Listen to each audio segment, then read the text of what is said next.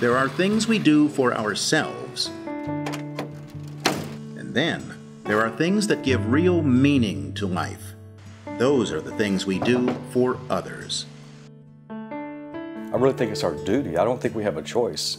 I'm giving back everything I can now, as much as I can, because I realize that we have a finite life and we should make the most of it. And then I saw Vita-Living's ad, so I went there thinking, okay, my tithing is supposed to be 10%, and so I'll do 1 day a week. I'll give 20%.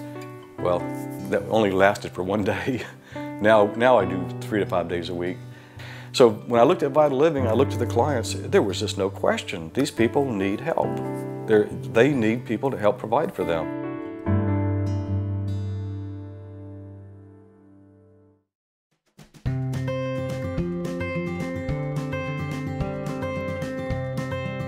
This morning, Dennis Davis and his friends, other Vita-Living clients, are heading off in the van for their daily activities.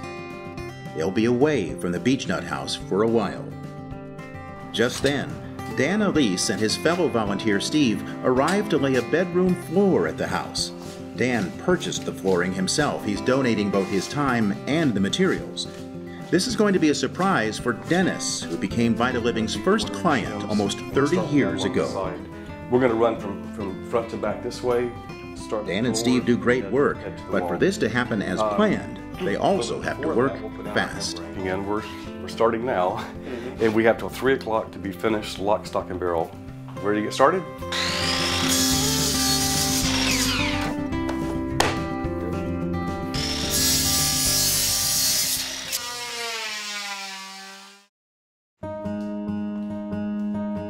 Watching men and women give of themselves this way, Dennis's sister couldn't be more grateful to this organization, especially the way things started when Dennis was a child.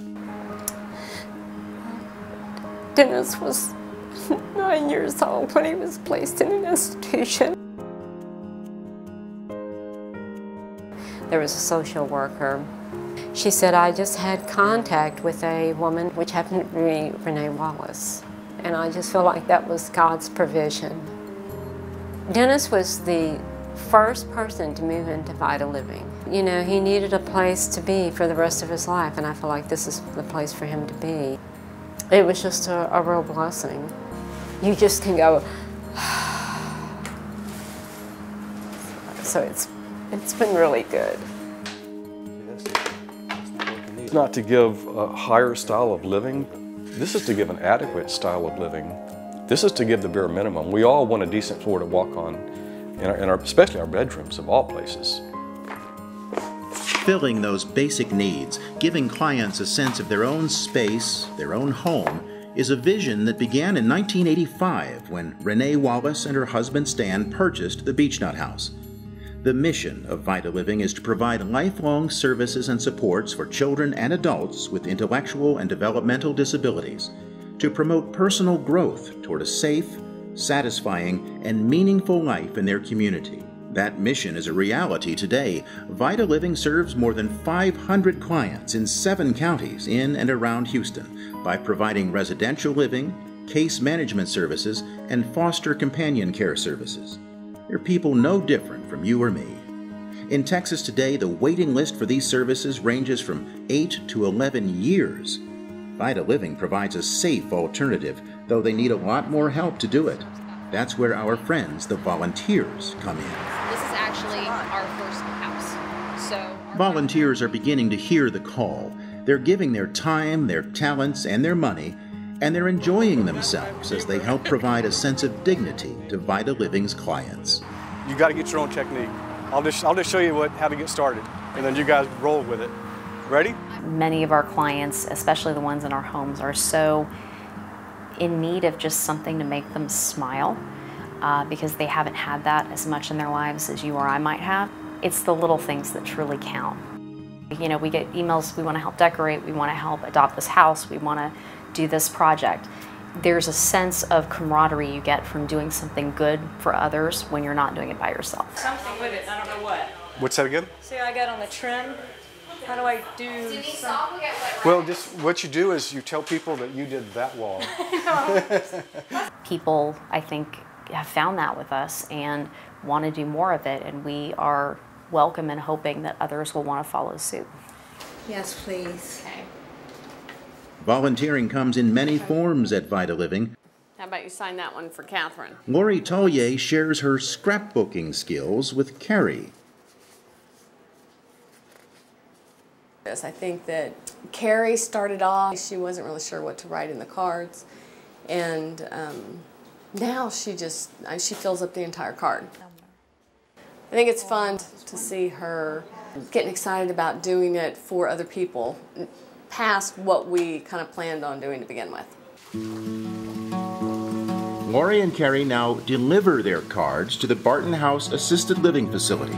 Are you Alice? I am, and you are? Carrie? Carrie, wonderful to meet you.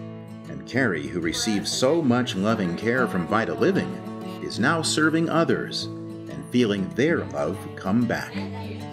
And this is just something that is wonderful for my residents because it sparks that memory of getting mail. Yeah. Good. Opening your mail. Oh yes, always opening mail. Everybody loves to get mail. Yes. Can I get a hug, Carrie? Yeah. Oh, this is a good one. Oh, thank you. This guy has an enlarged heart. Like most volunteers, Dr. Janet Howe has a very busy schedule. She's a veterinarian, but she decided to make time and give back to her community. And then Yellow. yellow. Oh, that'll be pretty. Yellow. At Vita-Living, she makes crafts with the clients, and the most important thing she crafts are relationships. I think Allison and I have gotten to a point where it's really comfortable. It's like seeing a friend. And we don't focus as much on getting the actual project done. We just spend time together. Dan and Steve have beaten the clock. The floor in Dennis's room is finished, and here comes Dennis. Dennis, how you doing, my friend? Oh, I like that floor. You do?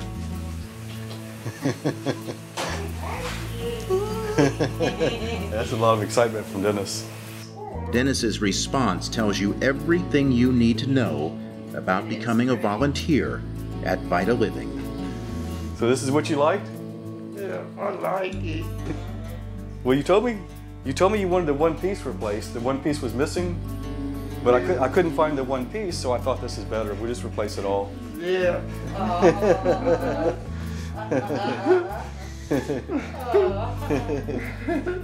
When I come over, he shows me his room, and he's just thrilled about it. The house staff has told me that Dennis has calmed down significantly. He's preoccupied with sweeping his floor versus tearing it up. Yeah. I got it. You got it? Yeah. I mean, we changed that whole house. To volunteer at Vita-Living is to discover friendship with fellow volunteers, with staff, and with the clients. Both perfectionists in their own way, Dan and Dennis relate to each other, and they've become friends. As they sit and make cards, Lori and Carrie have become good friends. Janet and Allison, through a simple thing like crafts, they are friends too. That's why volunteers at Vita-Living get back so much more than they came here expecting. After all, you've got to have friends. Oh, thank you, thank you. I think what we've done a good job of and what our organization has set a really great precedence for doing is providing comfortable ways and fun ways for people that have never worked with people with developmental disabilities to do it and have a really good time doing it. Getting to work with someone like Allison is such a special opportunity, and you would definitely enjoy it. They want to be normal. They don't want people to treat them differently. They just want to have their room, their habits, their lifestyles, and Vita-Living provides that. And that's why I'm there, because I want that to happen. I want it to continue.